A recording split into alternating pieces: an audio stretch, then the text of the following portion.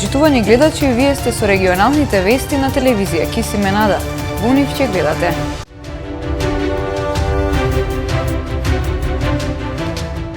Советот на општина Тетово на денешната седница го усвои буџетот за идната година.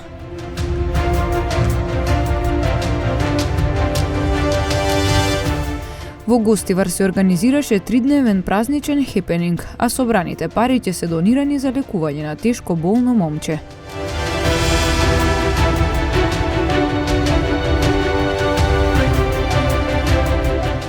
За една недела во Тетово биле санкционирани 358 возачи поради погрешно паркирани возила.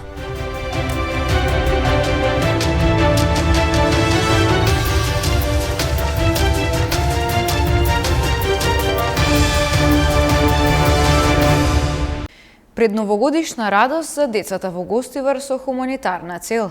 На плоштадот се организираше тридневен празничен хепенинг, а собраните пари ќе се донирани за лекување на тешко болно момче. Во пресред на новата година, малите гостиварци имаа можност да се радуваат на дружење со Дедо Мраз во празнична атмосфера на градскиот плоштад. Истовремено ја покажаа и својата хуманост и солидарност. Сето тоа се случуваше во рамки на тридневниот хуманитарен проект што го организираше Сдруженијето Анисија. Собраните средства ќе се донираат за лекување на младо момче. Целта на оваа хуманитарна активност пред се беше поради долгото време на социјална дистанца поради ковид пандемијата, да ги вратиме на смевките и радоста кај децата и кај граѓаните на градот Гостивар, а воедно и хуманитарно некому да помогнеме. Активноста траеше 3 дена на градскиот плоштад од 11 до 15 часот. Значи имаше Дедо Мраз, што мислам дека прв пат во нашиот град има Дедо Мраз на градскиот плоштад.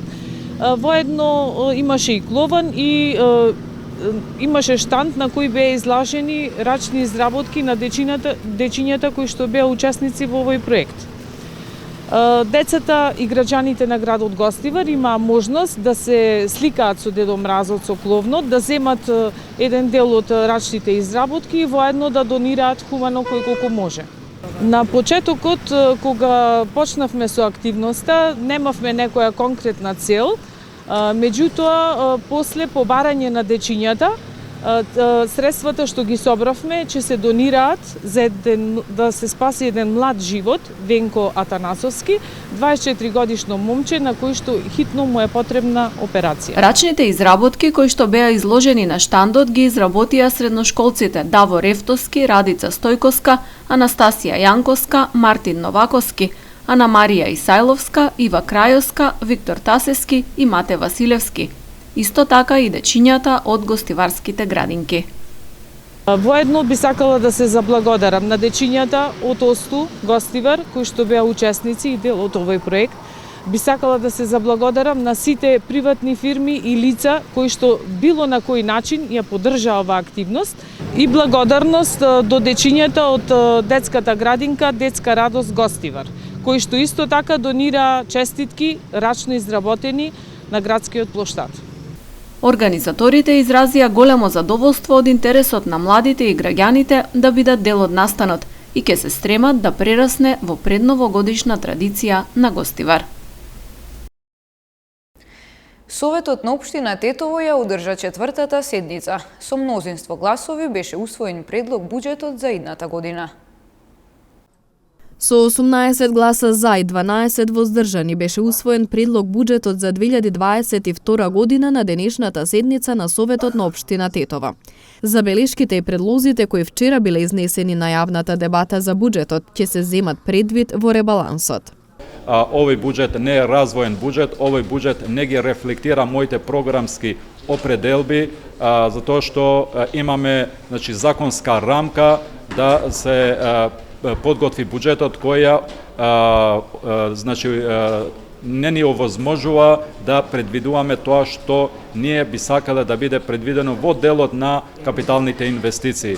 Според законската рамка ние сме ограничени да буџетот биде просекот од реализација на последните 3 години, кој за жал беше катастрофална во делот на прибирање на изворните приходи на општината. Затоа па на вчерашната јавна дебата имавме многу предлози за вметнување на проекти, инфраструктурни и други проекти кои се во интерес на граѓаните, кои ги зимавме во предвид и истите ќе бидат вметнани во првиот ребаланс кој ќе биде предложен во текот на 2022, каде ние сме сигурни дека со подобрување на прибирање на приходите ќе се создадат дополнителни средства кои ќе бидат ориентирани во делот на капиталните инвестиции. Значи, овој буџет не го рефлектира тоа што е моја програмска определба, за тоа што во овој буџет се предвидени минималните тековни активности, како што е плаќање на плати и други тековни активности за функционирање на општината, но исто така и за некои проекти кои се неопходни во делот на инфраструктурата. На дневен ред се најдоа предлог програми за активности во повеќе области. Предлог финансиска план програма за работа на предпријатието Градски паркинг, тарифникот, како и за повластено користење на нивните услуги од страна на лица со посебни потреби.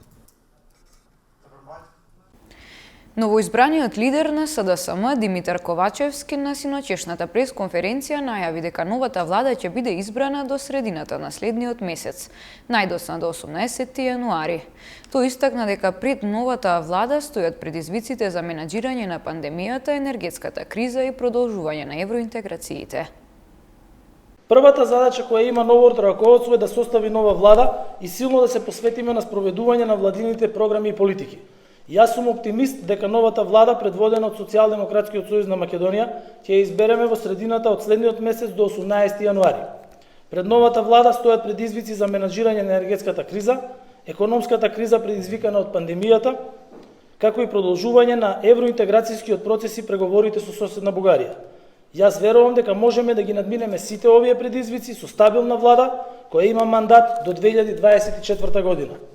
Во моментов ја усогласуваме програмата, што ќе ги содржи најдобрите проекти и предлози на СДСМ и коалицијските партнери. Веднаш потоа треба да се посветиме и на ефикасна реализација, бидејќи што поефикасно работиме и го почитуваме заедниот договор, постабилна ќе биде владата. Новата влада ќе стави силен фокус на економијата, на ефикасна реализација на програмата и капиталните инвестиции. Насочени сме кон остварување двојно повисоки стапки на економски раст и покачување на платите. Трудот на работниците мора да се цени и да се вреднува. Финансиската поддршка за сите граѓани и за компаниите ќе продолжи и ќе се зголемува, како што ќе се креираат мерките за интервенција поврзани со енергетската криза, за заштита на здравието и помош во услови на пандемија, така ќе се моделира и засилената финансиска поддршка. Приведено едно лице од Гостивар поради извршена кражба. Пријава за злоупотреба на лични податоци. Спроведена акцијска контрола на возила кои вршат јавен превоз на патници. Во продолжение следуваат информациите од полицискиот билтен. Вчера околу 21 часот полициски службеници на СВР Тетово, Оделение за внатрешни работи Гостивар, лишиле од слобода 28 годишничка од Гостивар. Таа се сомничи дека претходно во маркет на улица Беличица во Гостивар извршила кражба на 33 годишен гостиварец. Одземените предмети биле пронајдени и вратени на сопственикот. Вчера во 20 часот 55 годишникот Тетовско Боговиње во СВР Тетово пријавил дека неколку млади лица во автобусот што тој го управувал активирале пиротехнички средства, додека се движал по улица Линденска во Тетово. Се преземаат мерки за расчистување и документирање на случајот. 40 годишникот Тетово вчера во СВР Тетово пријавил дека 48 годишно лице од Штип со кого пред 3 месеци воспоставил контакт преку социјалните мрежи, а кое лажно му се представило, искористувајќи ги неговите лични документи кои му ги побарало, подигнало кредит на негово име. Се расчистува и документира случајот. Вчера од 10 до 15 часот полициски службеници на СВР Тетово спровеле акцијска контрола на возила кои вршат јавен превоз на патници. При контролата откриено и санкционирано било едно технички неисправно возило и 3 без потребните лиценци. Технички неисправното возило веднаш е исклучено од сообраќај и на возачот и правното лице ќе им бидат изготвени соодветни поднесоци, како и на 3 правни лица чии возачи не поседувале валидни лиценци. Во акциската контрола биле санкционирани и 12 други видови сообраќајни прекршоци, 10 во Тетово и 2 во Гостивар. За една недела во Тетово биле санкционирани 358 возачи поради непрописно паркирање. Активностите околу паркирањето во Тетово со несмалено темпо продолжуваат и наредните денови. За една недела, колку што досега се реализираат засилените мерки и активности за поголем ред и безбедност со паркирањето во Тетово.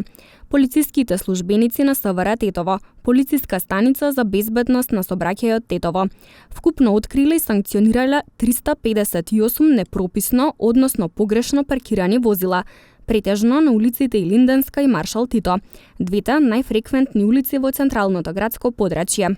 Најголемиот број од изречените мерки во овој период се однесувале на паркирање во така наречени двојни редови, испротивно на поставените сообраќајни знаци.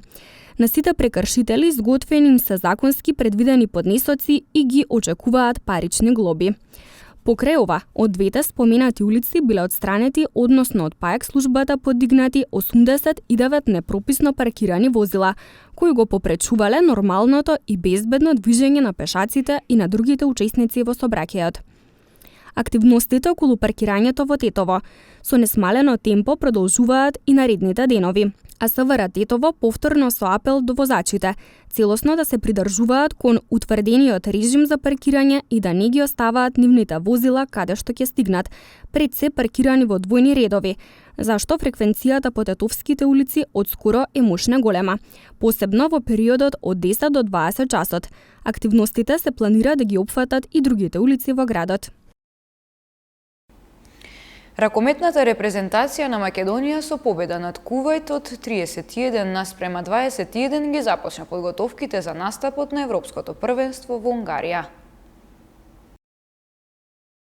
Ракометната репрезентација на Македонија забележа победа на првиот контролен надпревар во рамки на подготовките за настапот на Европското првенство во Унгарија. Нашите ракометари на подготовките во Маврово ја совладаа селекцијата на Кувајт со убедливи 31:21.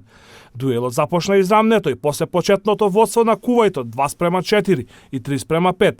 Нашите ракометари го презедоја водството и се до крајот на првиот дел кој заврши 14:13 за нас, водството беше во наша корист од 1 или максимум 2 голови. Клучниот момент на надпреварот беше на стартот од второто полувреме, кога за 10 минути направивме серија од 8:0 за водство од 22:13, пошто победникот веќе беше познат. Највисоката предност ја имавме во самиот финиш од мечот, плюс 11, но на крајот заслужено победивме со двоцифрена разлика 31:21.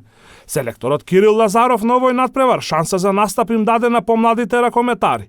Најмногу се истакна Мартин Серафимов со 7 погодоци, додека Филип Талевски 5 пати стрелаше прецизно. Нашата репрезентација ги продолжува подготовките во Маврово, а вториот надпревар против Кувајт ќе се одигра утре со почеток во 16 часот.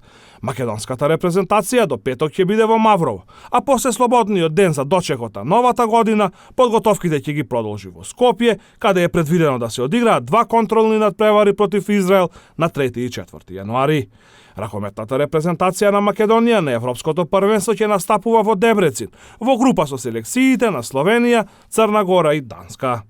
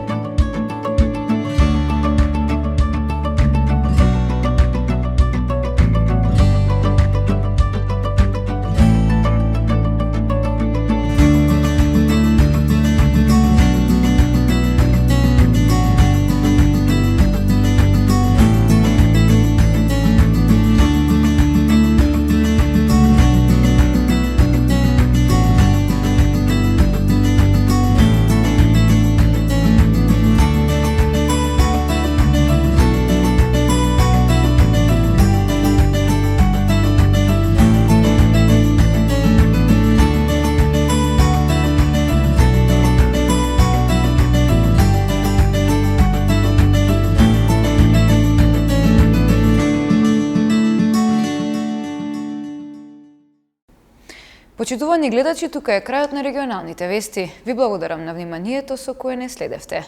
Пријатно!